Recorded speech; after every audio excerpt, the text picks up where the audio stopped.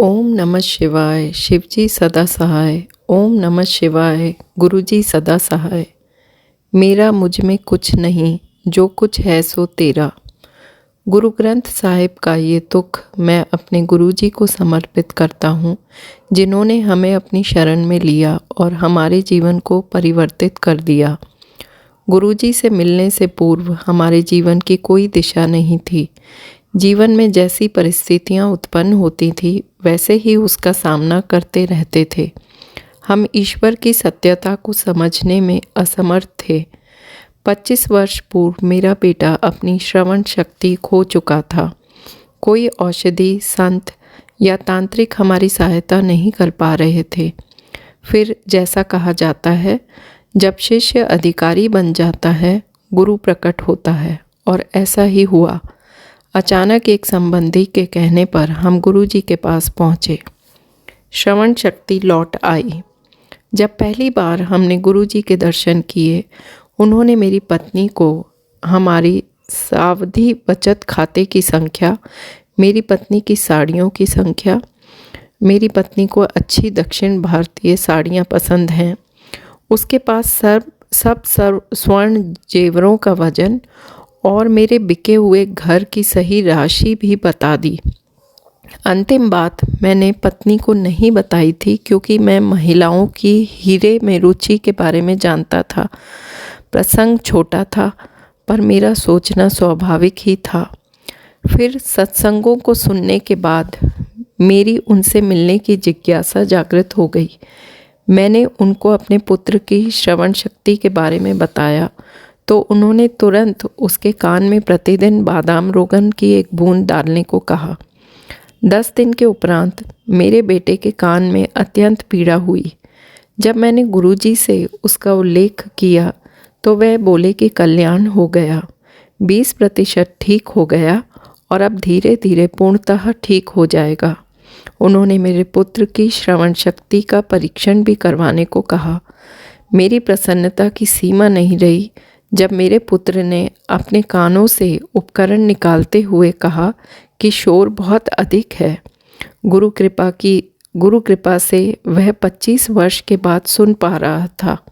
मुझे आभास हो गया कि मेरी खोज कितनी अधूरी थी। इधर गुरुजी के चरणों में उनकी दया, मेहर, कृपा और अपने सद्गुरु रब स्वामी सब मिल गए थे। चाय की पत्तियों में संदेश। गुरुजी के पास आने पर हमें अनेक सत्संग सुनने को मिले।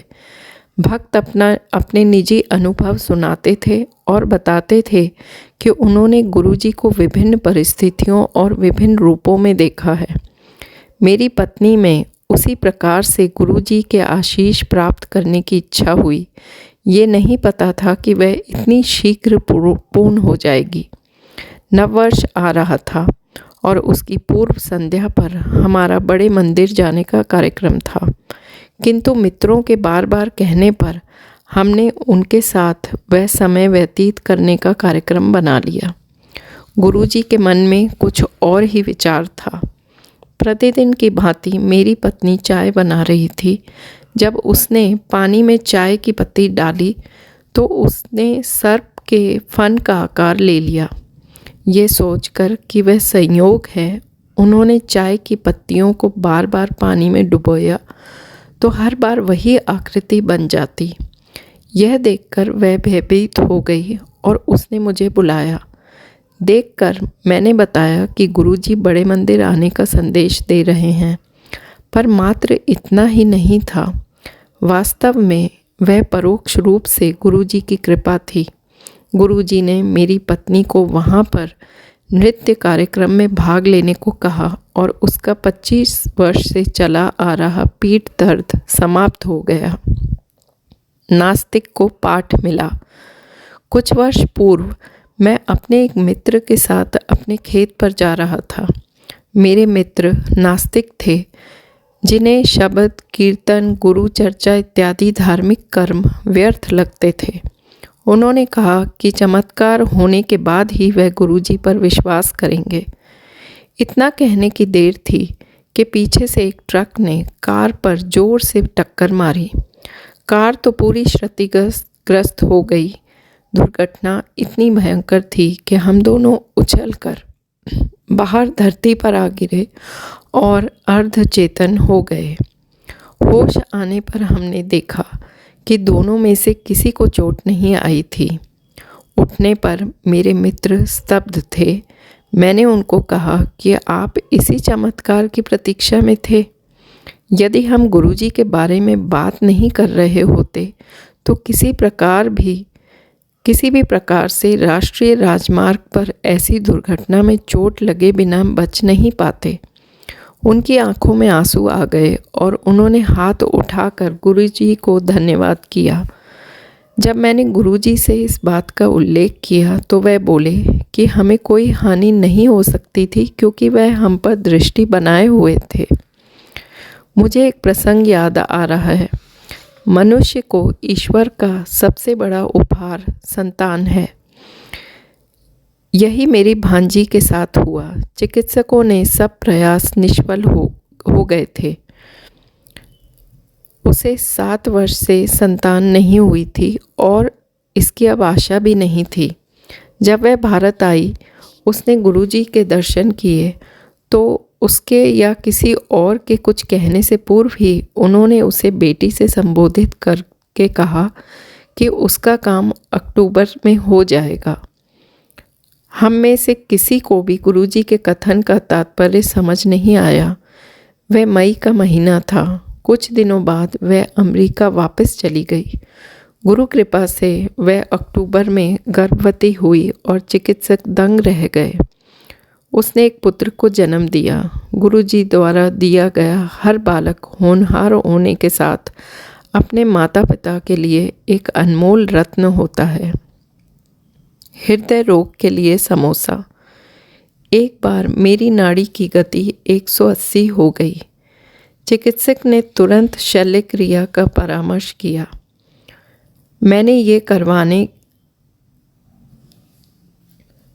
करवाने से पूर्व गुरुजी को बताना उचित समझा। मैंने चिकित्सक से मिलकर शल्य क्रिया का समय भी नियुक्त कर लिया। संध्या को मैं गुरुजी के पास गया। उन्हें मेरी समस्या का पहले से ही ज्ञान था। उन्होंने संदेश भेजकर कहा कि सब ठीक हो जाएगा। उस दिन गुरुजी ने प्रसाद बांटा। एक अनुयायी समोसे लाए थे। उन्होंने 5 समोसे अपनी मुट्ठी में मसल कर दिए और मुझे खाने को कहा। चूँकि तला हुआ खाना मेरे लिए विष समान था, मैं चकित था। गुरुजी में आस्था होने के कारण मैंने उन्हें खाया और अपने स्थान पर आकर बैठ गया। उन्होंने मुझे फिर बुलाया और 2 समोसे और दिए। मेरा पेट भरा हुआ था, किंतु मैंने किसी प्रकार से वह भी खा लिए। उनके चमत्कार से मेरी नाड़ी घटकर 70 हो गई। अगले दिन चिकित्सकों ने अपना निर्णय दे दिया कि मुझे शल्य क्रिया की कोई आवश्यकता नहीं है। मेरे लिए गुरुजी की महानता और प्रेम ऐसा है। रोग परिवर्तन। गुरुजी ने मेरे भांजे के रोग को परिवर्तित कर एक और अद्भुत और निराला चमत्कार किया। मेरी बहन का पुत्र छुट्टी पर दिल्ली आया था और पिछले कुछ दिनों से वह खांसी और ज्वर से पीड़ित था। मेरी बहन रूबी, जो स्वयं चिकित्सिका है, ने उसे कुछ औषधियाँ दी थीं। जब उसका रोग समाप्त होने को नहीं आया तो मेरी बहन ने उसके कुछ परीक्षण करवाए। परिणामों से पता लगा कि वह अधिश्वेत रक्त कैंसर से पीड़ित है।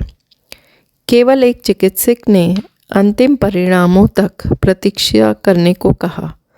मेरी बहन तो अत्यंत चिंतित हो गई और उसने गुरुजी से अपने पुत्र को बचाने की विनती करी। इस बीच मैं दिल्ली आया और जब मैंने गुरुजी के दर्शन किए तो उन्होंने मुझसे रूबी के बारे में पूछा। मुझे इसका संदर्भ समझ नहीं आया तो मैंने उत्तर दिया, वह ठीक होगी। बाद में मैंने उसको फ़ोन किया तो उसने कहा कि अगले दिन वह गुरुजी के यहाँ चलेगी। गुरुजी के यहाँ जाते हुए उसने पूरी बात बताई और कैसे उसने गुरुजी से प्रार्थना करी थी। केवल अंतिम परिणाम से पता चला कि उसे रक्त रोग नहीं अपितु शरीर के ग्रंथि की समस्या थी। जब हम गुरुजी के चरण स्पर्श कर रहे थे तो उन्होंने रूबी को बताया कि उन्होंने उसके पुत्र का रोग परिवर्तित कर दिया है। क्योंकि किसी को इस बारे में ज्ञान नहीं था, हम चकित रह गए। ऐसे में हमारे अपने गुरु जो सदा हमारी समस्याएं कष्ट समाप्त कर देते हैं, उनके बारे में सोचते ही वह प्रकट हो जाते हैं। सब्जी बेचने वाले को दृष्टि दान। मेरे घनिष्ठ मित्र ने चंडीगढ़ में एक भूखंड खरीदा, पर उसके बाद उन्होंने पाया कि उसके नीचे जल नहीं है। जब उन्होंने इस समस्या का उल्लेख गुरुजी से किया तो उन्होंने भूखंड के एक कोने पर 120 फीट तक खोदने को कहा। उन्होंने ये भी कहा कि यदि जल बेचा गया तो वह सूख जाएगा। उन्होंने गुरुजी के निर्देशों का पालन किया और वहाँ से जल प्रवाहित होने लगा। भूजल के प्रवाह का मार्ग 100 वर्ष बाद बदल गया था। गुरुजी स्वयं ईश्वर हैं। क्या इसके लिए किसी और प्रमाण की आवश्यकता है? गुरुजी श्रद्धा, विश्वास और समर्पण से आए हुए प्रत्येक व्यक्ति की सहायता करने को सदा तत्पर हैं। चंडीगढ़ के सेक्टर 22 में एक गरीब सब्जी वाला था जिसे 2 आकृतियां दिखाई देती थीं। चिकित्सकों के अनुसार उसके मस्तिष्क में गुल्मा था, जिससे उसको दृष्टि दोष हो गया था।